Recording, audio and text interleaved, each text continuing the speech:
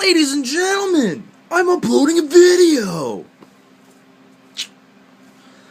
Hi guys. First off, I want to apologize for the difference between upload times. I did get back to it. I'm here. Ta-da! And, yeah. I'm just to let everyone know I am going to be doing some reworking around the thing. I'm going to be including a Twitter upload feed and stuff, like, as the days go by. Try and make my channel a little more official. Little more. But let's get to the real reason why we're here. We're here to talk about Blade 3. The one I watched the most. And now that I'm older, the one that I now realize sucks. No joke. I'm not even joking. Like, I mean, there's a few good scenes. We're going to talk about those. Because I know in my previous two videos, I talked about what sucked. Gave them still kind of good rating. Because it's true, while they do have sucky moments, they had good ones to balance it out and push it a little bit ahead. But there was almost no saving grace in this movie. I watched it 3 times to try and figure out if there was anything good or positive to say about it. There was the casting choices. I mean, there was Mission Impossible 2's villain guy who plays Dracula. I now understand where Underworld got its storyline from.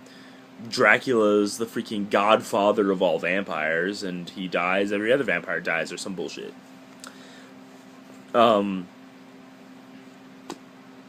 Whistler dies in this movie, though. I mean, so you can't really include him that much. Wesley Snipes in it, though. Obviously, it's Blade. Ryan Reynolds was in it too, so hey, can't really hate that. Sorry, I'm fixing the camera in the middle of the video. It's just really bugging me because it's slanted. Hopefully, it doesn't mess up the view. But no, I mean, that's all that was good about the casting choices. Ryan Reynolds was the only major improvement. Nothing wrong with everyone else. I mean, there was Triple H, WWE wrestler, in this movie. I don't understand why. I mean,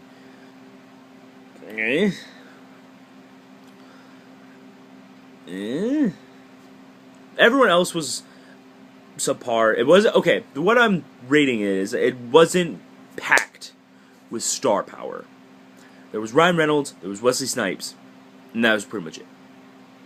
Kind of like in Blade 2, there was Ron Perlman and Wesley Snipes. Not a whole lot of star power. They kind of changed the characters. Oh, sorry. I said I was going to talk about the positive things.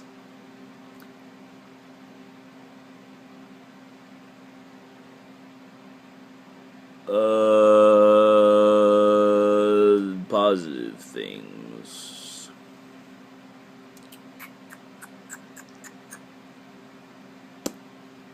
Yeah. 2 good stars. And I guess, well, I did look up Triple H's background. He's a wrestler of like close to 20 years or something in the business with over 20 championships. So I guess that counts as a star. He's a star in a different field. He's a star in sports entertainment. But yeah, there's that.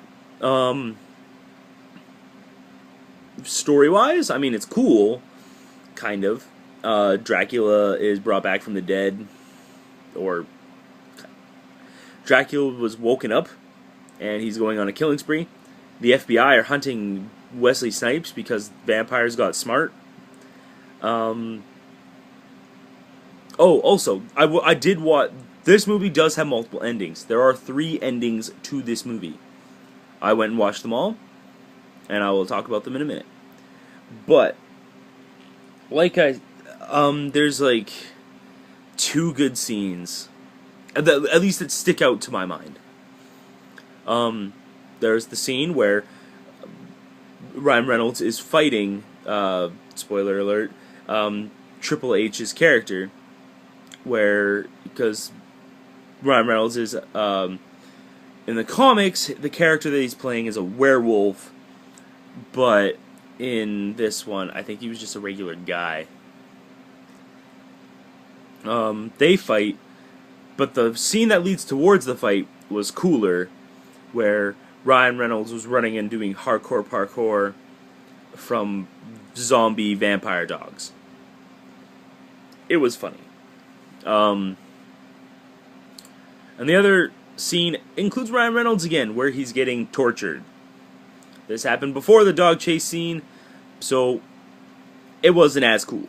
But it was pretty funny, kind of. Where he was gonna be transformed into a vampire and forced to eat on his own daughter. I enjoyed torture scenes like that. I enjoy torture scenes that know how to hit it home. It's just... Sorry. It's really hard to talk about positive things when there's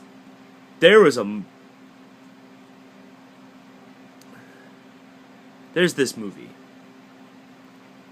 It's got 2 decent predecessors. And it's just hard to mess up a movie like that. If it's got a good back, then it shouldn't have a terrible front. Which unfortunately is what happened with Blade Trinity. It was sloppy. The story was good. It was sloppy presentation, though. Oh, and the best this scene was also cool, where Ryan Reynolds shows Wesley Snipes Dracula is real, presents the Marvel comic that this movie is based off of. Blade's all like, he's fake. And Ryan Reynolds is like, nah, dog, he real. He real. And then Wesley Snipes slaps him across the face for trying to be black. It's really hard to say anything positive about this movie. I could say everything negative. I could give you an entire readout of the plot, the entire readout of a cast, but I'm sorry, I'm not Wikipedia. I'm going to tell you guys right now, I thought this movie was awful, even though, I'm going to be honest, I watched Blade 3 the most when I was growing up. I thought this movie was the bomb. I watched it now, couple years. I had to watch it 3 times to figure out what was good about it. Nothing was good about it, except for those 2.5 scenes I just told you about. Nothing. I mean, the sword fight with Dracula and Blade is pretty cool, but it's not noteworthy.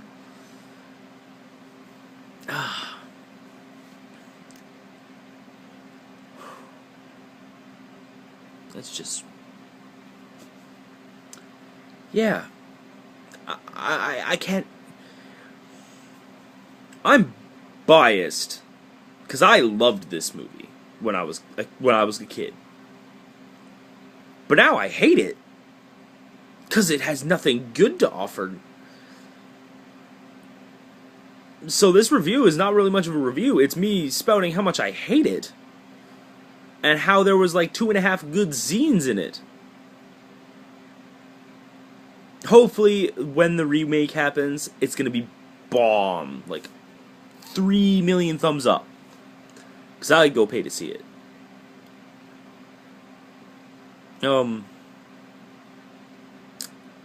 Overall, the rating I decided to give it was 1.7.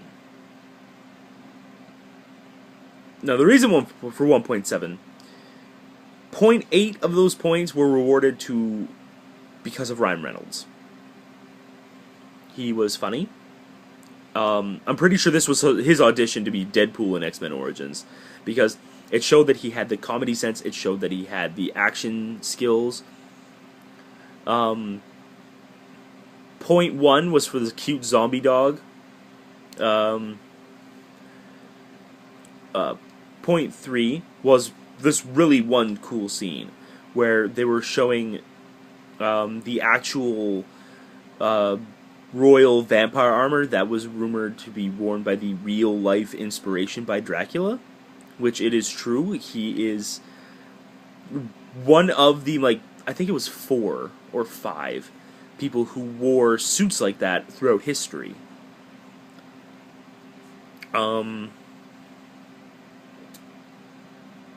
And point one of the points were because of the novel. I mean, if it broke the fourth wall, it'd be cool. And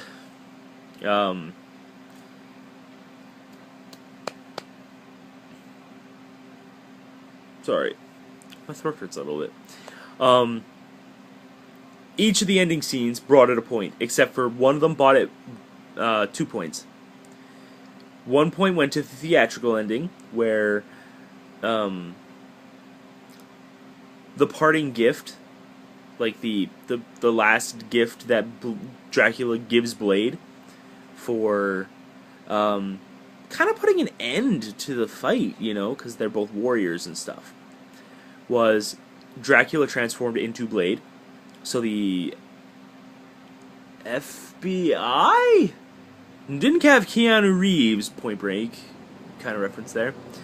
So if FBI, CIA, SWAT, I don't know, would stop hunting down Blade, even though in the middle of the morgue his body transforms back into Dracula's. So, The other ending was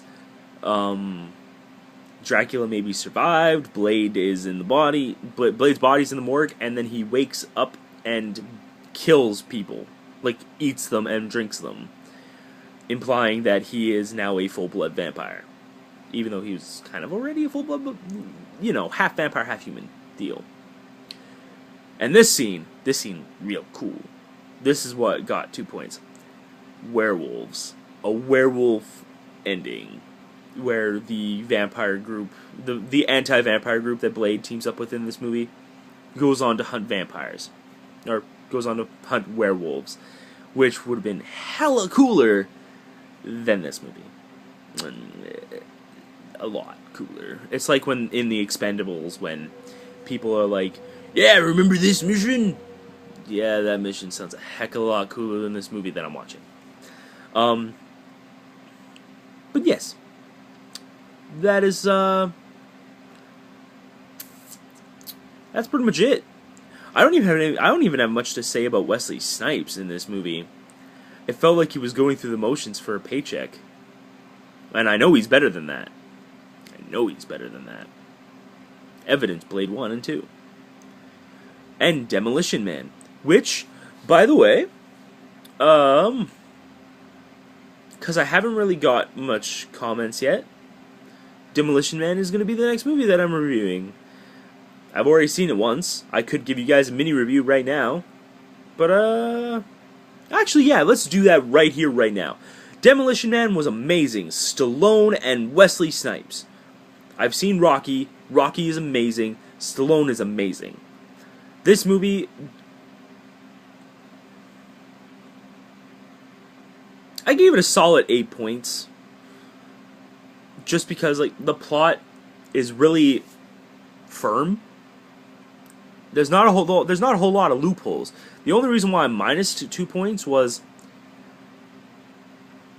I've grown up watching CGI now, that a lot of the explosions looked fake. And I'm no gun expert, but I'm pretty sure that a few times there was more shots fired than actual clip holdings. But no, 8 points. These two movies really, no. One movie deserves to be watched. The other movie deserves to be burned and never see the light of day again. Kinda like Dracula. Ha! But yeah, message me on Facebook. Wait, no, I haven't set that up yet. Message me here on YouTube for the next movie that you want to see me review. I will watch it quite a few times. And now that I've got everyone's sort of attention, I'm going to be uploading SUPERMovie reviews on Monday and Friday. I will be filming them whenever I possibly can, but every Monday and every Friday I will be uploading a new video. In between, Tuesday, Wednesday, Thursday, I will record the Friday video, probably, and Saturday, Sunday, I will record the Monday video. And as long as you guys send me movies to review and watch, I will gladly do so.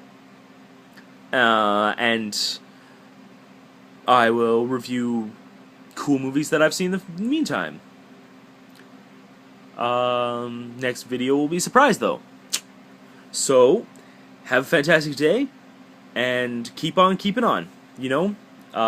Don't watch Blade Trinity. It's very bad. I mean, watch it when you are drunk. Like, absurdly drunk. Except, I'm gonna be honest, I am a straight edge member of that community. I don't drink. I do not do drugs. So I'm not gonna endorse it. But you need to be in a really weird state to want to watch this movie. It's that bad. I apologize. It's that bad. Demolition Man, fantastic. Watch it. If it's on cable, turn everything off and watch it. Now have a great day. Ladies, gentlemen, keep on keeping on.